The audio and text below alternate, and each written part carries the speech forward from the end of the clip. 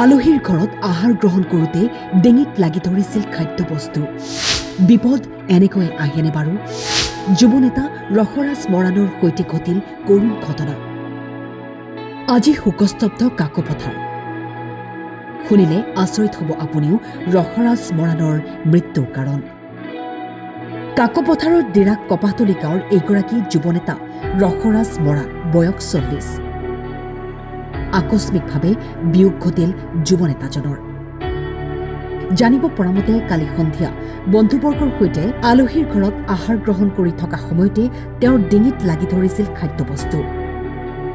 শ্বাস প্ৰশ্বাসত অসুবিধা হোৱাত তেওঁক ততাতৈয়াকৈ নিয়া হ'ল ডিব্ৰুগড়ৰ এখন ব্যক্তিগত চিকিৎসালয়লৈ। চিকিৎসকৰ পৰীক্ষা নিৰীক্ষা কৰাৰ অন্তত যুৱনেতাজন বিপদমুক্ত হোৱাত পুনৰ ঘৰলৈ উভতি আহিছিল। কিন্তু আজি পুনৰ অসুস্থ হৈ পৰাত তেখেতক তিনিচুকীয়াৰ এখন চিকিৎসালয়লৈ নিয়া হয় যদিও আচবাটতে মৃত্যু হয় যুৱনেতাজনৰ। তেখেতৰ আকস্মিক মৃত্যুত মৰাণ জনগোষ্ঠীৰ কেওটা সংগঠনৰ লগতে জাতীয় জনজাতীয় দল সংগঠন, অনুষ্ঠান প্ৰতিষ্ঠানে গভীৰ শোক প্ৰকাশ কৰে। নেতাজনৰ মৃতদেহ লৈ বিশাল সমদল উলিওৱা হয়।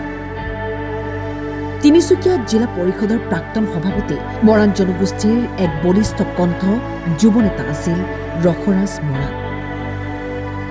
যুৱ নেতাজনৰ মৃত্যুত শোকস্তব্ধ কাকপথাৰৰ লগতে তিনিচুকীয়া জিলা। কাকপথাৰৰ পৰা ৰাজকুমাৰ শৰ্মাৰ ৰিপৰ্ট, টাইম 8।